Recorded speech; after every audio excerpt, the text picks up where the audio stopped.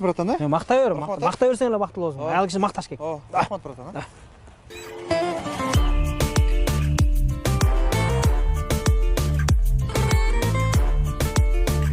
О, питание. Неге киши келеби бүгүн, а? Жок ой, күнүгө өзүң ушундай жейсиң го. Базар жок. Азыр. Мына, бисмилла куртаган жок. Өлө сом болуп турбайбы? Сабаттын соң кене молму, бакалганмы? А? Шуну. Ошон ушундай жазарын билгем да, сонун аялым бар да менин да. Шумкар, экөөбүздүн жашаганыбызга 1 жыл болду. Сага эртең мененкисин, түшкүсүн, кечкисин тамак жасап берем, Деги бир мактабайсың. Бүгүн Аживадан заказ берсем, тимеле мактайсың да. Ажаныкы бул, э? Ооба, Ажива чайхананыкы.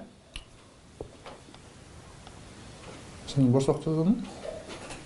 Бирок таң калбай эле кой. Сен эмес, мен өзүм таң калып атам. Укмуш экен даамдары. Ошончо. Өлө эле жакты мага. Түтүнүнө жакшы жазат экен, а? Күнүгө унутпай Ажива чайханасынан өзүң заказ берип турасың. Күн